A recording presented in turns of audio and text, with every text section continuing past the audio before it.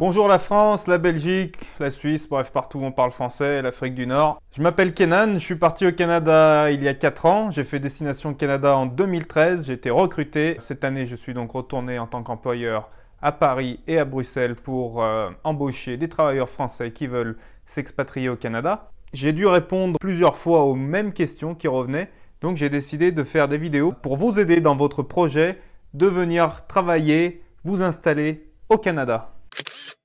Dans cette vidéo, je vais te donner tous mes conseils pour passer de ça à ça.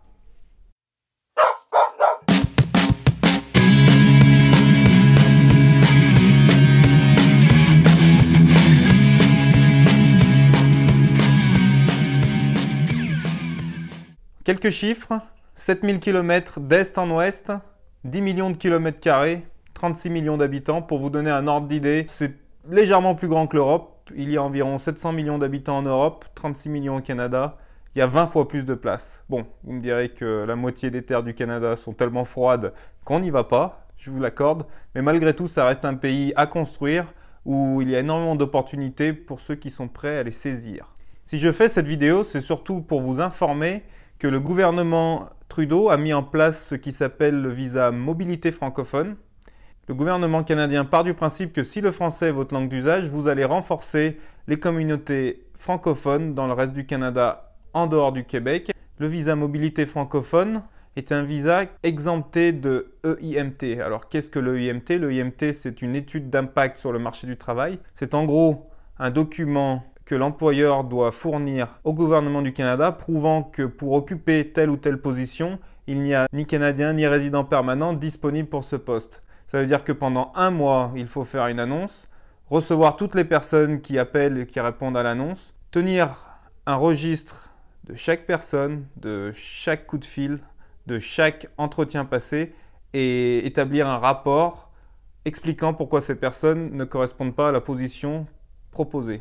C'est très long à faire. La plupart des employeurs canadiens ne veulent pas passer le temps nécessaire pour remplir les conditions de cette EIMT. Le seul problème avec ce visa, qui n'est pas un problème d'ailleurs, mais c'est que les entrepreneurs canadiens, souvent trop occupés à gérer leur entreprise, ne sont pas au courant de cette exemption de EIMT. Ce qui pour eux est fondamentalement différent.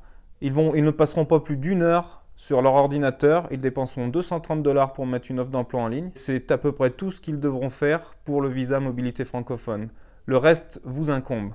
Donc, ce que je veux dire par là, c'est qu'il est dans votre responsabilité en tant qu'immigrant de vous informer à propos de ce visa mobilité francophone sur cic.gc.ca, qui est le site officiel du gouvernement canadien et de l'immigration. Informez-vous, lisez toutes les pages que vous pouvez sur le visa mobilité francophone et le jour où vous rencontrez un employeur canadien, informez-le sur les avantages que procure ce visa. Donc petite précision, je ne suis pas du tout payé pour faire cette vidéo, j'ai juste envie de partager mes conseils avec vous car je suis passé donc par toutes les étapes de l'immigration au Canada. J'ai pris ma décision en avril 2013, j'ai trouvé un travail en novembre 2013 à Destination Canada. Je suis arrivé le 14 avril 2014 à Edmonton en Alberta. Après 3 ans de procédure, donc j'étais un petit peu lent au début, certes, mais j'ai enfin obtenu le fameux Graal, la carte de résident permanent. Vous pouvez donc me retrouver sur Facebook, Instagram et LinkedIn. N'oubliez pas de souscrire à ma chaîne YouTube, ce petit bouton rouge où il y a écrit souscrire. J'apprécierai grandement votre soutien. Dans la prochaine vidéo, je vous donnerai mes conseils sur comment trouver un employeur au Canada. Merci de m'avoir suivi, à très bientôt. Comme mon grand-père me disait toujours au téléphone, allez, au revoir!